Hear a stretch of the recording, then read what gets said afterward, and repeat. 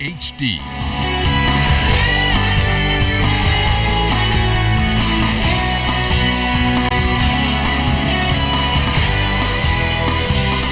ZNS Network presents The Bahamas Tonight.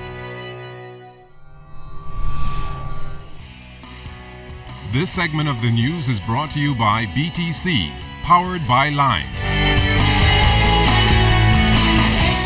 Welcome to the Bahamas Tonight, the weekend edition. Good Sunday evening, Bahamas. I'm Charisma Robinson. Thanks for joining us. Topping the news tonight, Prime Minister the Right Honorable Perry Christie is very concerned about a billboard displayed in Miami stating, "Prime Minister of the Bahamas, please stop covering up torture of undocumented migrants." We aired the government's response to this billboard in our news last night, which indicated that the billboard not only injures the reputation of our country, but is a baseless, malicious and personal attack on the character of the Prime Minister. Well, Prime Minister Christie agrees. He spoke with our news team last night about the issue and is hoping that the dilemma from the Cuban protesters will soon end. So much so, Mr. Christie confirmed that an investigation was mounted immediately to solve this situation. He revealed that his national security and foreign affairs ministers will meet with Cuban American elected officials soon, although his tourism minister has already done so.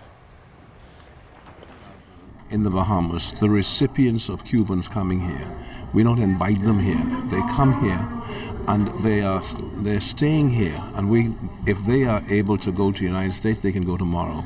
If they can go to a third country, they can go tomorrow. We would facilitate that. If they could go back to Cuba, we will facilitate that. And so we have no intention to create any kind of hostility, any kind of cruelty. And what we're doing is we're spending even more of the taxpayers' money to create more comfortable surroundings for people who may be called refugees or people who have just been caught in our waters or rescued in our waters and who go into the detention center. Prime Minister Christie also hopes that this issue that has garnered international media attention doesn't affect the country's reputation.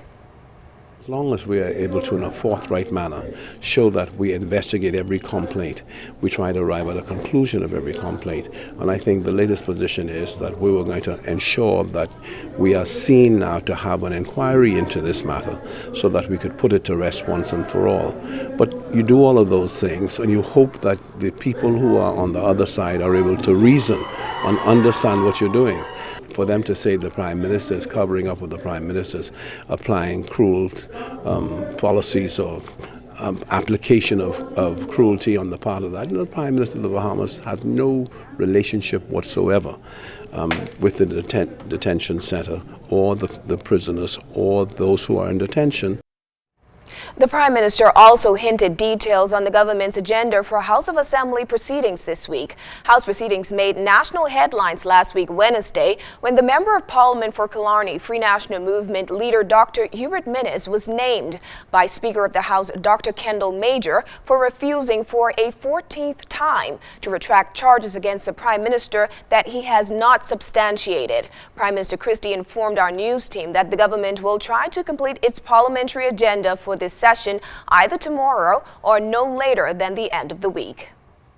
We have a very significant matter to do with remuneration of judges of the courts, and it is a matter that we have a resolution before that we intend to pass. It's a recommendation of a commission, the Judicial Commission that was appointed, and so really this should be nothing controversial other than our implementing what has been recommended. Are you concerned, though, that when that happens, that the opposition won't be there to either say? No, I have no concern whatsoever. They've made a choice not to be there, and that's what it is. In news from the police, authorities continue their investigations into the country's 67th murder for the year. Detectives were called to the White's Addition area that's located off Camp Road sometime before 10 o'clock last night, where they discovered the lifeless body of a young man with multiple gunshot wounds about the body. Quite a number of uniformed and plainclothes officers were on last night's murder scene. Assistant Police Superintendent Edward Demerit provided us with details on the police's initial investigation. Officers conducted inquiries into the area. Residents appeared to be tight-lipped, and they somehow not cooperating. But I appeal to members of the public out there who may have any information to assist with this investigation, please feel free. Call us at 502-9991, 502-9992.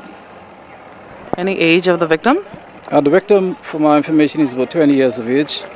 He's a resident from this area, St. James Road. We are confident that we will be able to solve this matter. Just a matter of time of persons coming in and confiding with us. Once the information is passed, we'll be able to act on it. Just days after Selective Enforcement Team officers arrested 8 undocumented Chinese females here in New Providence, the officers arrested 7 Colombian women for unlawfully engaging in gainful employment yesterday. The officers arrested the females, who are said to be between 22 and 31 years old, around 5 a.m. Saturday at a business establishment on West Bay Street. Active police investigations continue. Deputy Prime Minister and Minister of Works and Urban Development, the Honorable Philip Davis, led a senior government contingent to San Salvador this past Friday to sign a $2.8 million contract to improve and maintain roads on that island. At the onset, DPM Davis urged San Salvador leaders to view the project as a means to help to make things better for all residents. He then outlined the scope of the work, which is expected to begin later this month. There'll be resurfacing and repairing of approximately 5 miles of road on the northeast portion of the island, reconstructing 1.6 miles of roadway extending from the airport to Coburn Town, installing drainage features such as culverts and deep disposable wells in areas that are prone to flooding, repairing hurricane-damaged portions of the roadway, expanding the seawall protection along the western portion of the island, implementing a routine maintenance program for preserving quality and general life expectancy of the roadway, as I indicated earlier.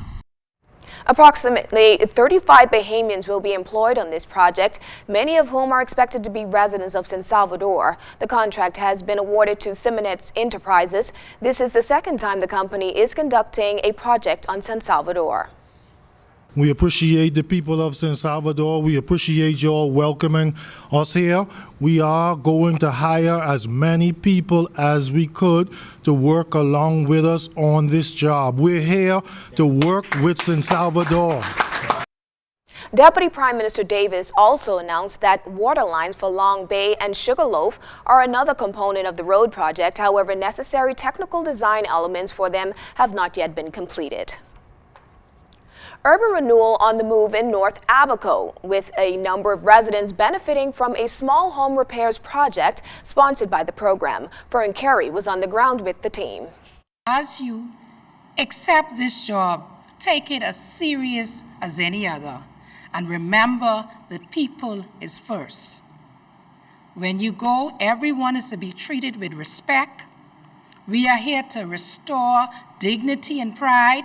You will be charged with a mandate to go into the community to ensure that those who are underprivileged, those who may be unemployed, the elderly, the indigent, those individuals get the opportunity to benefit from this program. And with that charge from Deputy Director of Urban Renewal for Grand Bahama, Michelle Reckley, and Minister for Grand Bahama, Dr. Michael Darville, the new Urban Renewal staff in Abaco headed out for a community walkabout, demonstrating to residents that the program is up and running once again after being temporarily stalled due to a number of challenges.